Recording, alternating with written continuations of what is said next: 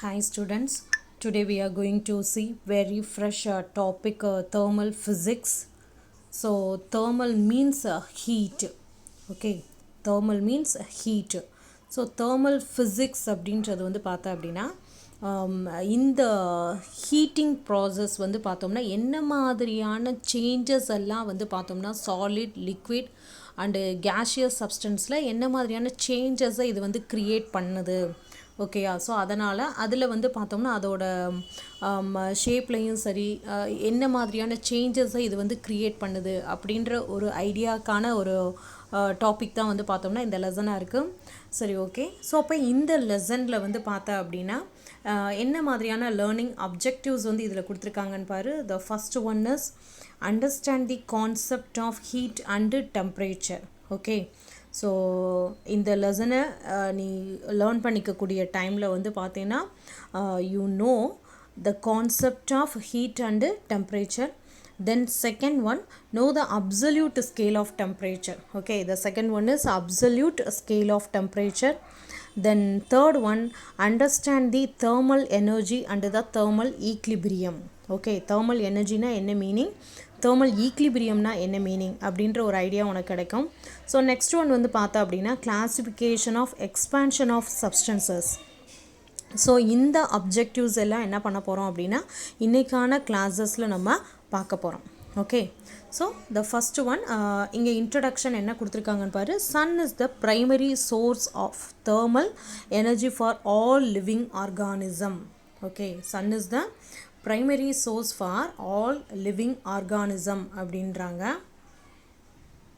So primary source for all living organism அப்படின்னு பார்த்தா அப்படின்னா ஸோ நம்ம எல்லாருமே என்ன பண்ணுறோம் அப்படின்னு பார்த்தோம்னா இந்த சன் ப்ரொடியூஸ் பண்ணக்கூடிய இந்த ஹீட் எனர்ஜியையும் லைட் எனர்ஜியும் டிபெண்ட் பண்ணி தான் இந்த வேர்ல்டில் இருக்கக்கூடிய ஒவ்வொரு ஆர்கானிசமும் அதை டிபெண்ட் பண்ணி மட்டுமே தான் இருக்குது. ஓகே, ஸோ அப்போ இந்த லைட் எனர்ஜியோ ஹீட் எனர்ஜியோ இல்லை அப்படின்னா சன் ப்ரொடியூஸ் பண்ணக்கூடிய இந்த லைட் எனர்ஜியோ ஹீட் எனர்ஜியோ இல்லை அப்படின்னா இங்கே சர்வைவல் அப்படின்ற அந்த ஒரு கான்செப்ட்டுமே ரொம்ப ரொம்ப கஷ்டம்தான். அப்படி ஒரு ப்ராசஸ் சர்வைவல் அப்படின்னு சொல்லக்கூடிய ஒரு விஷயமே இங்கே இருக்கிறதுக்கான வாய்ப்பே இல்லாமல் போயிருந்திருக்கும். ஓகே, ஸோ அப்போ sun is the primary source of thermal energy for all living organisms. Okay, next thermal energy is the cause and temperature is the effect அப்படின்றாங்க. ஸோ இங்கே வந்து பார்த்தோம்னா தேர்மல் எனர்ஜி காஸ் அப்படின்னு பார்த்தோம்னா காரணமாக இருக்கு. ஓகே, ஸோ இங்கே இந்த தேர்மல் எனர்ஜினால் கிடைக்கக்கூடிய எஃபெக்டை வந்து நம்ம என்ன சொல்கிறோம் அப்படின்னா டெம்பரேச்சர் அப்படின்றோம். ஓகே, ஸோ இப்போ ஒரு வெசலில் இருக்கக்கூடிய வாட்டர் அதனுடைய நம்ம இப்போ அதுக்கு என்ன பண்ணுறோம் அப்படின்னு பார்த்தீங்கன்னா ஹீட் எனர்ஜியை சப்ளை பண்ணுறோம். ஓகே, ஸோ ஹீட் எனர்ஜியை சப்ளை பண்ணுறோம். ஸோ ஹீட் எனர்ஜி சப்ளை பண்ணக்கூடிய டைமில் ஆட்டோமேட்டிக்காக அந்த வாட்டர் வந்து என்ன ஆகுது அப்படின்னா ஹீட் ஆகுது. ஸோ ஹீட் ஆகக்கூடிய டைமில் அந்த வாட்டரோட அந்த டெம்பரேச்சர் வேல்யூ வந்து என்ன ஆகிட்டே இருக்குது அப்படின்னு பார்த்தோம்னா இன்க்ரீஸ் ஆகிட்டே இருக்குது. ஸோ அப்போ இந்த இடத்துல காஸ் அந்த வாட்டர் ஹீட் ஆகிறதுக்கு யார் காரணமாக இருக்கா அப்படின்னா நம்ம சப்ளை பண்ணக்கூடிய அந்த thermal energy. Okay, next one இதனால் என்ன எஃபெக்ட் நடந்திருக்கு அப்படின்னு பார்த்தோம்னா there will be the temperature increase. அங்கே என்ன ஆகிட்டுருக்கு அப்படின்னு பார்த்தோம்னா டெம்பரேச்சர் என்ன ஆகிட்டே இருக்குது அப்படின்னு பார்த்தோம்னா increase in temperature. Okay, so இது வந்து பார்த்தோம்னா எஃபெக்டாக இருக்குது.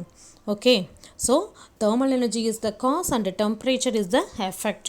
Okay, next all living organisms need a particular temperature for their survival. So ஒவ்வொரு ஆர்கானிசமும் அதனோட சர்வைவலுக்கு என்ன பண்ணுது அப்படின்னா ஒரு பர்டிகுலர் லெவல் ஆஃப் டெம்பரேச்சர் வந்து பார்த்தோம்னா இட் நீடு. ஓகே, ஸோ இப்போ இந்த மாதிரி வந்து பார்த்தோம்னா எந்த ஒரு விஷயத்துலையும் அந்த ஹீட் எனர்ஜி அந்த தேர்மல் எனர்ஜி எந்த அளவுக்கு இம்பார்ட்டன்ட் அப்படின்றத நீயும் கொஞ்சம் கொஞ்சம் என்ன பண்ணிகிட்டே இருப்ப, அனலைஸ் பண்ணிக்கிட்டே இருப்ப. ஈவன் வந்து பார்த்தீங்கன்னா ஹியூமன் பீயிங்காக இருந்தாலும் சரி எந்த ஒரு ஆர்கானிசமாக இருந்தாலும் சரி அதுக்குன்னு சொல்லிட்டு ஒரு பாடி டெம்பரேச்சர் இருக்கணும். அந்த பாடி டெம்பரேச்சர் அது மெயின்டைன் பண்ணால் மட்டும்தான் அது சர்வைவ் ஆகுது அப்படின்ற ஒரு விஷயமே இருக்குது. சப்போஸ் அந்த பாடியில் வந்து பார்த்தோம்னா அந்த ஹீட் இல்லை அப்படின்னா ஸோ அங்கே வந்து பார்த்தோம்னா அது வந்து ஒரு டெத்துன்ற ஒரு கான்செப்டுக்குள்ளே தான் போகுமே ஒழிய அது வந்து பார்த்தோம்னா சர்வைவ் ஆகுது உயிரோடு இருக்குது அப்படின்ற அந்த ஒரு ஐடியாவே இல்லாமல் போயிருக்கும். ஓகேவா? Okay, next one is temperature. Temperature is defined as the degree of hotness of a body. Okay, so temperature வந்து என்ன சொல்கிறோம் அப்படின்னா degree of hotness of a body. So நம்ம அங்கே வந்து ஹீட் எனர்ஜி சப்ளை பண்ணாலும் சரி பண்ணலைனாலும் சரி, ஸோ இங்கே என்ன ஆகுது அப்படின்னு பார்த்தோம்னா டிகிரி ஆஃப் ஹாட்னஸ் எந்த அளவுக்கு இருக்குது அப்படின்றது தான் வந்து பார்த்தோம்னா டெம்பரேச்சர் அப்படின்றோம். So here the temperature is higher for a hotter body than for a colder body. So அப்போ டெம்பரேச்சர் வந்து எங்கே வந்து ஹையாக இருக்கும் அப்படின்னு பார்த்தீங்கன்னா ஹாட்டர் சப்ஸ்டன்ஸில் வந்து பார்த்தீங்கன்னா ஹையாக இருக்கும், கோல்டர் சப்ஸ்டன்ஸில் வந்து பார்த்தோம்னா டெம்பரேச்சர் லெவல் லோவாக இருக்கும். ஓகேயா, டோட்டலாக வந்து அங்கே வந்து டெம்பரேச்சர் இல்லை அப்படின்னு சொல்ல முடியாது. ஸோ அங்கே வந்து பார்த்தோம்னா அதோட வேல்யூ வந்து லோவாக இருக்குமே ஒழிய இந்த ஒரு ஐடியாவை தான் நம்ம என்ன சொல்கிறோம் அப்படின்னா டெம்பரேச்சர் அப்படின்றோம். ஓகேவா, ஸோ நெக்ஸ்ட்டு ஸோ இப்போ ஒரு ஆப்ஜெக்டில் வந்து பார்த்த அப்படின்னா இதுக்கு வந்து பார்த்தீங்கன்னா டெம்பரேச்சர் இருக்குது அப்படின்ற அந்த ஒரு ஐடியா எப்படி கிடைக்கிது அப்படின்னா, ஸோ நம்ம சப்ளை பண்ணக்கூடிய அந்த ஹீட் எனர்ஜினால் அந்த சப்ஸ்டன்ஸில் இருக்கக்கூடிய பார்ட்டிகல்ஸ் எல்லாம் என்ன பண்ணுது அப்படின்னா வைப்ரேட் ஆகுது. ஸோ வைப்ரேட் ஆகக்கூடிய டைமில் அதனோட இன்டர்னல் எனர்ஜி வேல்யூ வந்து என்ன ஆகிட்டுருக்கு அப்படின்னா இன்க்ரீஸ் ஆகிட்டே இருக்கு. ஓகேயா, ஸோ நம்ம என்ன பண்ணுறோம் அப்படின்னு பார்த்தீங்கன்னா ஹீட் வந்து சப்ளை பண்ணுறோம். ஸோ நம்ம சப்ளை பண்ணக்கூடிய ஹீட்னால் அந்த பர்டிகுலர் சப்ஸ்டன்ஸில் இருக்கக்கூடிய ஆட்டம்ஸ் எல்லாம் என்ன பண்ணுது அப்படின்னா வைப்ரேட் ஆகுது. ஸோ இந்த வைப்ரேஷனால் இன்டர்னல் எனர்ஜி இன்க்ரீஸ் ஆகுது. இதைத்தான் நம்ம என்ன சொல்கிறோம் அப்படின்னு பார்த்தோம்னா டெம்பரேச்சர் ரைஸ் ஆகுது அப்படின்ற ஒரு ஐடியா கொண்டு வரும். ஸோ நெக்ஸ்ட் ஒன்று வந்து பார்த்தோம்னா இந்த டெம்பரேச்சரை வந்து பார்த்தீங்கன்னா மெஷர் பண்ணுறதுக்கான ஒரு 3 ஸ்கேல்ஸ் வந்து பார்த்தோம்னா இந்த பிக்சரில் நம்ம பார்க்குறோம். என்னென்ன ஸ்கேல்ஸ் இருக்குது அப்படின்னா kelvin scale, then Celsius scale, third one is Fahrenheit. Okay, so Kelvin ஸ்கேலில் வந்து பார்த்தா அப்படின்னா 0 கெல்வின் அப்படின்றது டிகிரி செல்சியஸில் எந்த வேல்யூக்கு ஈக்குவலாக இருக்குது அப்படின்னு பார்த்தோம்னா -273க்கு ஈக்குவலாக இருக்குது. ஃபாரன்ஹீட்டில் பார்த்தீங்கன்னா -460 டிகிரி ஃபாரன்ஹீட்டுக்கு இது ஈக்குவலாக இருக்குது. ஸோ இந்த ஒரு வேரியேஷன் உனக்கு புரிஞ்சிருக்கும் அப்படின்னு நான் நினைக்கிறேன். ஸோ டெம்பரேச்சரை மெஷர் பண்ணுறதுக்கு we used 3 scales. Okay, 3 scales வந்து நம்ம யூஸ் பண்ணுறோம். Kelvin scale, Celsius scale, then Fahrenheit scale. So Kelvin ஸ்கேலில் உள்ள 0 கெல்வின் அப்படின்றது டிகிரி செல்சியஸில் வந்து பார்த்தோம்னா -273க்கு ஈக்குவலாக இருக்குது. ஃபாரன்ஹீட்டில் -460 டிகிரிக்கு இது ஈக்குவலாக இருக்குது. ஓகேவா, ஸோ நெக்ஸ்ட்டு ஸோ இந்த ஒரு ஐடியா உனக்கு வந்து கிடச்சிருக்கும். ஓகே, நெக்ஸ்ட் ஒன் வந்து பார்த்தீங்கன்னா absolute scale of temperature. Okay, next one வந்து என்ன அப்படின்னு பார்த்தோம்னா அப்சல்யூட் ஸ்கேல் ஆஃப் டெம்பரேச்சர். இதுக்கு என்ன எக்ஸ்ப்ளனேஷன் கொடுக்குறாங்கன்னு பாரு. The temperature measured in relation to absolute 0 using the Kelvin scale is known as absolute temperature. Okay, so it is also known as the thermodynamic temperature. So அப்போ absolute temperature அப்படின்றது நம்ம எதை denote பண்ணி கொண்டு வரோம் அப்படின்னு பார்த்தோம்னா இந்த கெல்வின் ஸ்கேலில் இருக்கக்கூடிய 0. ஓகே, இந்த கெல்வின் ஸ்கேலில் இருக்கக்கூடிய இந்த 0வை தான் நம்ம என்ன சொல்கிறோம் அப்படின்னு பார்த்தோம்னா அப்சல்யூட் டெம்பரேச்சர் அப்படின்னு சொல்கிறோம், தெர்மோடைனமிக் டெம்பரேச்சர் அப்படின்னு சொல்கிறோம். ஓகேவா, ஸோ இந்த 0 கெல்வின்றது வந்து பார்த்தோம்னா அப்சல்யூட் 0ன்றது எதுக்கு ஈக்குவலாக இருக்குது அப்படின்னு பார்த்தோம்னா -273 டிகிரி செல்சியஸ்க்கு இது ஈக்குவலாக இருக்கும். நெக்ஸ்ட் ஒன் வந்து பார்த்தீங்கன்னா இந்த அப்சல்யூட் 0 அப்படின்றதுக்கு இன்னும் கூட நம்ம சில எக்ஸ்ப்ளனேஷன் கொடுக்கலாம். என்ன எக்ஸ்ப்ளனேஷன் அப்படின்னு பார்த்தீங்கன்னா நார்மலாகவே என்ன ஆகிட்ருக்கோம் அப்படின்னு பார்த்தீங்கன்னா இப்போ நார்மலாக ரூம் டெம்பரேச்சர் அப்படின்னு எடுத்துகிட்டேன்னா ஒரு 30 டிகிரி செல்சியஸ் இருக்குது அப்படின்னா இந்த 30 டிகிரி செல்சியஸில் நம்ம எந்த சப்ஸ்டன்ஸையும் நம்ம வந்து ஹீட் பண்ணலை. பட் ஆனால் நார்மலாகவே இங்கே இருக்கக்கூடிய ஒரு வாட்டர் பாட்டிலே வாட்டர் இருக்குன்னு வச்சுக்கோவே, நம்ம வந்து அந்த வாட்டர் பாட்டிலில் இருக்கக்கூடிய வாட்டர் நம்ம எதுவுமே ஹீட் பண்ணலை. பட் ஆனால் உள்ளே இருக்கக்கூடிய மாலிகுல்ஸ்லாம் என்ன பண்ணிகிட்டே இருக்கும் அப்படின்னா அங்கிட்டு இங்கிட்டுமா மூவ் பண்ணிகிட்டே இருக்கும். ஓகேயா, ஸோ அப்போ அந்த மூவிங்னால என்ன ஆகும் அப்படின்னா அந்த வாட்டர் மாலிகுல்ஸுக்கு ஒரு இன்டர்னல் எனர்ஜி கிடச்சிக்கிட்டே தான் இருக்கும். பட் ஆனால் இதே வாட்டரை நம்ம கூல் பண்ணிகிட்டே இருக்கிறோம் அப்படின்னு சொல்லக்கூடிய டைமில் இந்த 30 டிகிரி செல்சியஸில் இருக்கக்கூடிய அந்த வாட்டர் மாலிகுல்ஸ் கொஞ்சம் கொஞ்சமாக வந்து பார்த்தோம்னா அதோட டெம்பரேச்சர் ரெடியூஸ் ஆகிட்டே இருக்குது. ஸோ அப்போ இப்படி ரெடியூஸ் ஆகிட்டே இருக்கக்கூடிய டைமில் it reaches 0 degree Celsius. So 0 degree செல்சியஸை ரீச் பண்ணக்கூடிய டைமில் ஸோ அப்போ இங்கே வந்து வாட்டர் மாலிகுல்ஸ் எல்லாம் என்ன ஆகிடுது அப்படின்னு பார்த்தீங்கன்னா ஃப்ரீஸ் ஆகிடுது. ஸோ ஐஸ் க்யூப்ஸாக அது கன்வெர்ட் ஆகுது. நெக்ஸ்ட்டு இதே மாதிரியே நம்ம என்ன பண்ணிகிட்டே இருக்கிறோம் அப்படின்னா இன்னமும் வந்து அதை வந்து கூல் பண்ணிக்கிட்டே இருக்கோம். ஸோ கூல் பண்ண என்ன ஆகிட்டே இருக்கும் அப்படின்னு பார்த்தீங்கன்னா இந்த வாட்டர் மாலிகுல்ஸில் உள்ளே இருக்கக்கூடிய மாலிகுல்ஸோட அந்த மூவிங் எல்லாம் என்ன ஆகிட்டே இருக்கும் அப்படின்னா கொஞ்சம் கொஞ்சமாக குறைஞ்சிக்கிட்டே இருக்கும். ஒரு பர்டிகுலர் ஸ்டேஜில் இந்த மாலிகுல்ஸோட மூமெண்ட் அப்படின்றது டோட்டலி ஸ்டாப்டு. அங்கே எந்த ஒரு மாலிகூல்ஸுமே வந்து பார்த்தீங்கன்னா மூவ் பண்ணாமல் அப்படியே என்ன ஆகிடும் அப்படின்னு பார்த்தீங்கன்னா ரெஸ்ட்டுக்கு வந்திருக்கும். ஸோ அப்படிப்பட்ட ஒரு டெம்பரேச்சர் தான் என்ன அப்படின்னா இந்த -273 டிகிரி செல்சியஸ். அதாவது 0 டிகிரி செல்சியஸில் வாட்டர் மாலிகூல்ஸ் வந்து ஃபுல்லாக என்ன ஆகிடும், ஃப்ரீஸ் ஆகி ஐஸ் க்யூப்ஸாக கன்வெர்ட் ஆகுது. இதை இப்படியே நம்ம டெம்பரேச்சர் ரெடியூஸ் பண்ண இது கொஞ்சம் கொஞ்சமாக ரெடியூஸ் ஆகி எங்கே வருது, எந்த பாயிண்ட்டை ரீச் பண்ணுது அப்படின்னா -273 டிகிரி செல்சியஸில் டோட்டலாக வாட்டருக்குன்னு மட்டும் கிடையாது, எந்த ஒரு சப்ஸ்டன்ஸாக இருக்கட்டும் அந்த சப்ஸ்டன்ஸில் இருக்கக்கூடிய மாலிகூல்ஸ் எல்லாமே அதோட மூமெண்ட்டாக கொஞ்சம் கொஞ்சமாக குறைச்சிட்டு இந்த ஸ்டேஜில் என்ன ஆகிடும் அப்படின்னு பார்த்தீங்கன்னா டோட்டலாகவே ரெஸ்ட்டுக்கு வந்துடும். ஓகே, இதெல்லாம் நம்ம கண்ணுக்கு வந்து பார்த்தோம்னா இது நம்ம நேக்ட்ரையை யூஸ் பண்ணி இதெல்லாம் பார்க்க முடியாது. பட் ஆனால் இதுக்கான இன்ஸ்ட்ருமெண்ட்டை நம்ம யூஸ் பண்ணக்கூடிய டைமில் அந்த மாலிகூல்ஸோட மூமெண்ட் வந்து எப்படி குறையுது அப்படின்றத நம்மளால் கவனிக்க முடியும். ஸோ அப்போ -273 டிகிரி செல்சியஸில் எல்லா மாலிகூல்ஸோட மூமெண்ட்டுமே வந்து பார்த்தீங்கன்னா டோட்டலாகவே என்ன ஆகிடுது அப்படின்னா ரெஸ்ட் அப்படின்னு சொல்லிடுறோம். ஸோ அதனால தான் இந்த -273ன்றது எதுக்கு ஈக்குவலாக இருக்குது, 0 கெல்வினுக்கு ஈக்குவலாக இருக்குது. ஸோ இதை தான் நம்ம என்ன சொல்கிறோம் அப்படின்னா அப்சல்யூட் ஜீரோ. ஓகே, அப்சல்யூட் ஜீரோன்றது 0 Kelvin which is equal to -273 degree Celsius. Okay, so next உன்னோட புக்கில் வந்து பார்த்தா அப்படின்னா இந்த செல்சியஸ் ஸ்கேலுக்கும் கெல்வின் ஸ்கேலுக்கும் உள்ள லிங்க் வந்து என்ன அப்படின்றது கொடுத்துருக்காங்க. ஸோ அந்த ஃபார்முலா கன்வர்ஷன் என்ன கொடுத்துருக்காங்கன்னு பாரு. Celsius and kelvin is equal to K is equal to C + 273 அப்படின்னு கொடுத்துருக்காங்க. ஸோ மீனிங் வந்து என்ன அப்படின்னா இது உன்னோட லோவர் கிளாஸஸில் இதெல்லாம் நீ ஒர்க் அவுட் பண்ணி பார்த்துருப்பேன். ஓகே, ஸோ அப்போ ஒரு டெம்பரேச்சர் வந்து பார்த்தீங்கன்னா செல்சியஸில் கொடுத்துருக்காங்க. ஸோ இதை நம்ம என்ன செய்ய போகிறோம் அப்படின்னா கெல்வினுக்கு நம்ம கன்வெர்ட் பண்ணணும். ஓகே, டிகிரி செல்சியஸில் இருக்கக்கூடிய ஒரு வேல்யூவை we are going to convert into Kelvin scale. Okay, so அப்போ அந்த நம்பர் வந்து என்ன அப்படின்னு பார்த்தீங்கன்னா ஃபார் எக்ஸாம்பிள் 100 டிகிரி செல்சியஸே இருக்குன்னு வச்சுக்கோ. ஸோ இந்த 100 டிகிரி செல்சியஸை நம்ம என்ன செய்ய போகிறோம் அப்படின்னு பார்த்தீங்கன்னா கெல்வினுக்கு நம்ம கன்வெர்ட் பண்ணணும். ஸோ அப்போ அதுக்கு என்ன செய்கிறோம் அப்படின்னா 100 + 273 நீ டிகிரி செல்சியஸில் என்ன நம்பர் இருக்கோ அதோட என்ன செய்கிற அப்படின்னா 273 ஆட் பண்ணிக்கிட்ட அப்படின்னா we get the answer in Kelvin. Okay, so கெல்வினில் நமக்கு என்ன ஆகுது அப்படின்னா அந்த டெம்பரேச்சருக்கான ஆன்சர் வந்து கெல்வினில் கிடச்சிருது. ஸோ அதே இது நெக்ஸ்ட்டு ஃபார்முலா அப்படின்னு பார்த்தீங்கன்னா K is equal to F + 460 × 5/9. So இது என்ன அப்படின்னு பார்த்தீங்கன்னா ஃபாரன்ஹீட்டில் இருக்கக்கூடிய வேல்யூவை கெல்வின்லேயே நம்ம கன்வெர்ட் பண்ணிக்கலாம். ஓகே, ஸோ ஃபாரன்ஹீட்டில் நமக்கு வந்து சொல்கிறாங்க நார்மலாக வந்து பார்த்தீங்கன்னா ஒரு ஃபீவர் அப்படின்னு சொல்லிட்டு ஹாஸ்பிட்டல் போனோம் அப்படின்னா அங்கே வந்து என்ன சொல்கிறாங்க அப்படின்னா டெம்பரேச்சர் வந்து பார்த்தோம்னா 102 இருக்குது இல்லை 100 இருக்குது அப்படின்னு சொல்லக்கூடிய டைமில் அந்த 102 100ன்னு சொல்கிறது எல்லாமே ஃபாரன்ஹீட் வேல்யூஸ் தான். ஓகே, ஸோ அப்போ அந்த ஃபாரன்ஹீட் வேல்யூவை நம்ம என்ன பண்ணலாம் அப்படின்னா கெல்வினுக்கு கன்வெர்ட் பண்ணலாம். ஸோ அந்த Fahrenheit value for example 100 degree Fahrenheit அப்படின்னா 100 + 460. ஸோ ரெண்டையும் ஆட் பண்ணிவிட்டு அதை 5ஆல் மல்டிப்ளை பண்ணி 9ஆல் டிவைட் பண்ணோம் அப்படின்னா we get the answer in Kelvin. Okay, கெல்வினில் நமக்கு என்ன ஆகிடுது அப்படின்னா answer கிடச்சிடுது.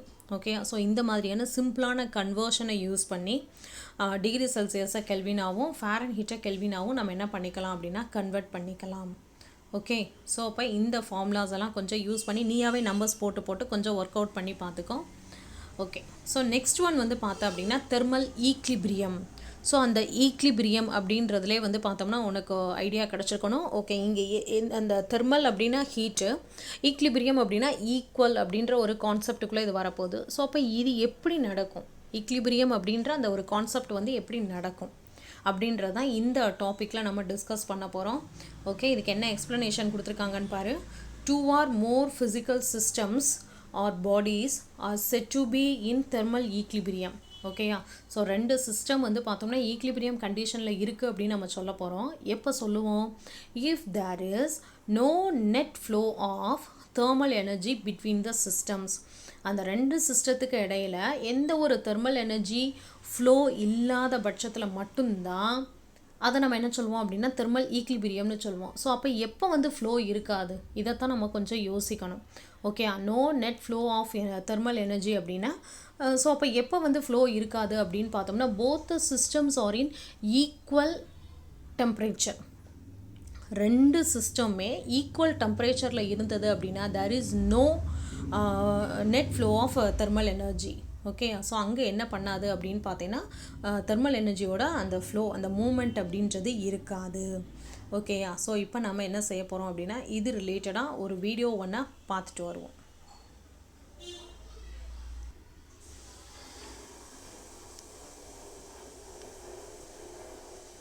Take some hot water in a large beaker and some cold water in a small beaker.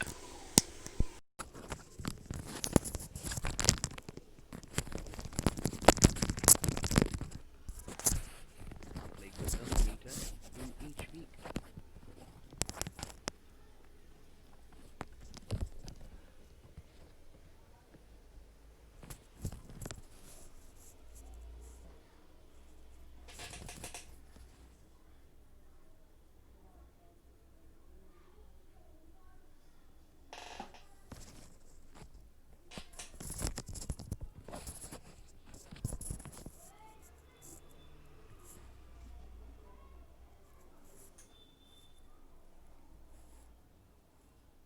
Record the temperature of hot and cold water.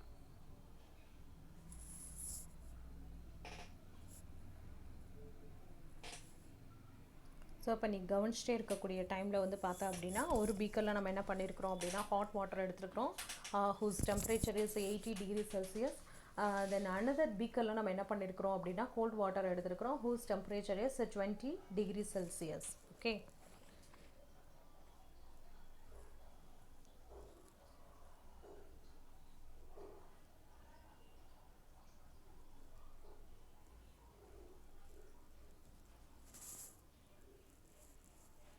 Now carefully place the small beaker inside the big beaker containing water.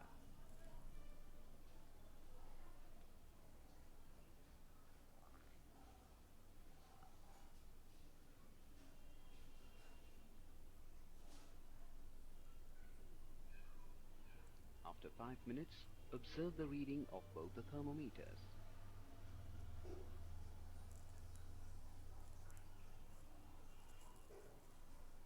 We observe that the thermometer immersed in the small beaker shows an increase in temperature, indicating a gain in heat energy. At the same time, the thermometer immersed in hot water shows a decrease in temperature as it loses heat energy. Thus, heat energy flows from a body at higher temperature to a body at lower temperature.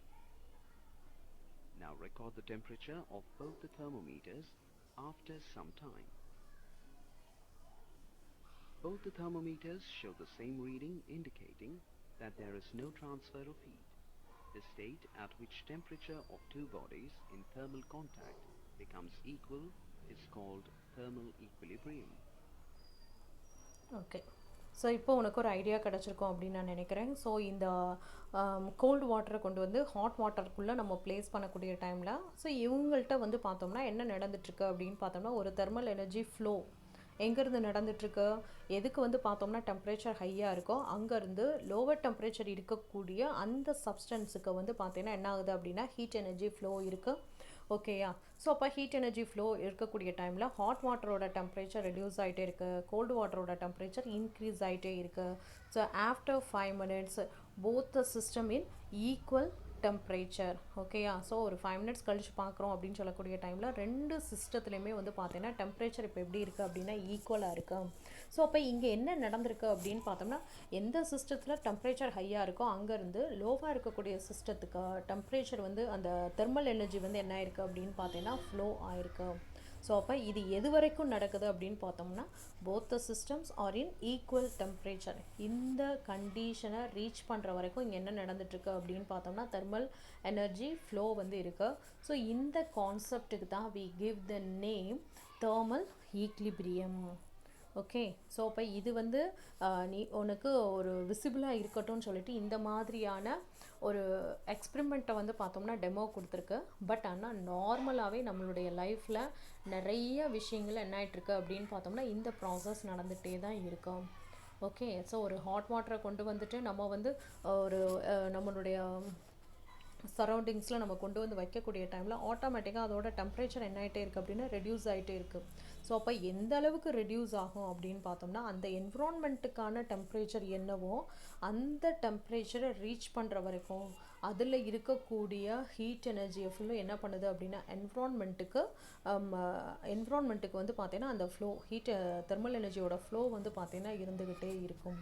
So அப்போ இந்த கண்டிஷனை தான் நம்ம என்ன சொல்கிறோம் அப்படின்னா thermal equilibrium.